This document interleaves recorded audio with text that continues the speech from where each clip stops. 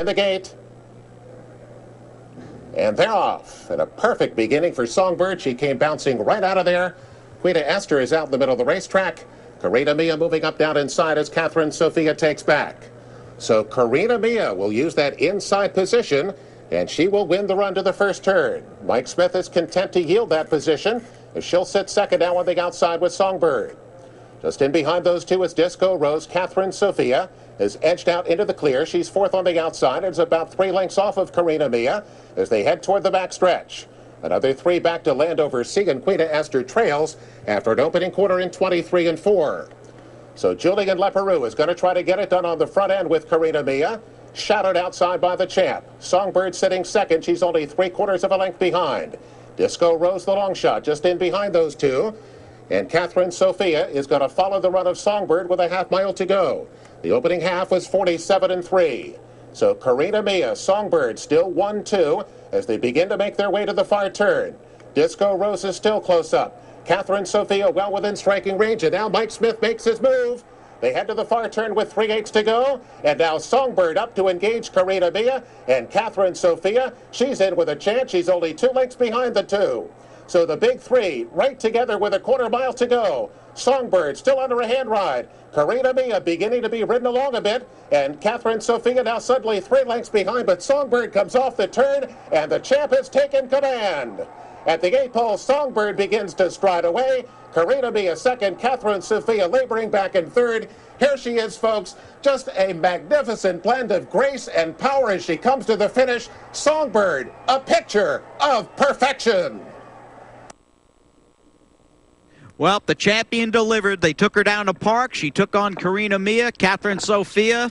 Different racetrack, the result the same. Overpowering was Songbird. Yeah, I mean, you and I watching the race together, neither one of us was sure that she was going to do it around the turn because it felt like the one inside of her, Carina Mia, was going very well in here, and Cathryn Sophia's looming behind her, but when the real racing was done, she's just way too good for these horses, and I'm about the only fool left in this country that keeps trying to beat her. And Mig, off that, 11 for 11 is Songbird. She is just terrific.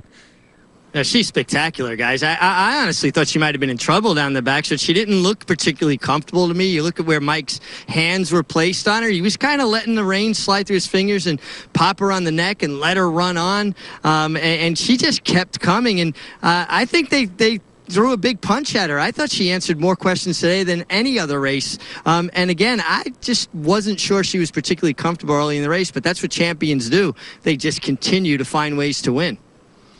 Obviously, that adds a lot of flavor heading to the Breeders' Cup. She'll be one of the stars, hands down, going into the Breeders' Cup this staff, when you likely have a Beholder who could be in the mix and some other good older fillies and mares like Stellar Wind. No, there's a huge difference between the 3-year-old fillies that she's running against and the kind of competition with the Mighty Beholder and Stellar Wind and other horses as well. You've got Cavorting, who's been sensational this year, going out there, Forever and Bridle and other horses. So it's a much different scenario, but she's passed all the tests against the 3-year-olds. There's no doubt she's the 3-year-old champ at this point. Now it's on to Olders, right, Mig? The Eclipse Award locked up for Songbird. But again, Beholder, Stellar Wind, those are some pretty good fillies who will have the home court advantage, at least in Southern California.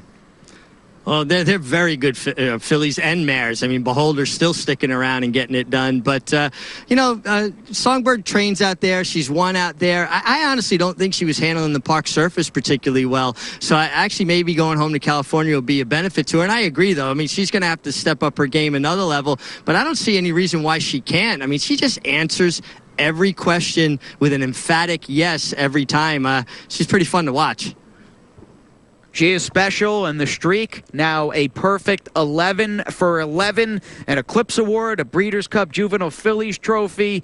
All comers have been dusted by the mighty Songbird. It's amazing even just looking at her cut of, perfect 11 for 11. Every race is by daylight. I mean, her smallest win margin is like 3.5 lengths. And she's taking on all comers. That's what I like the most about it, Jason. I like the fact that she's not hand-picking her races and finding soft spots.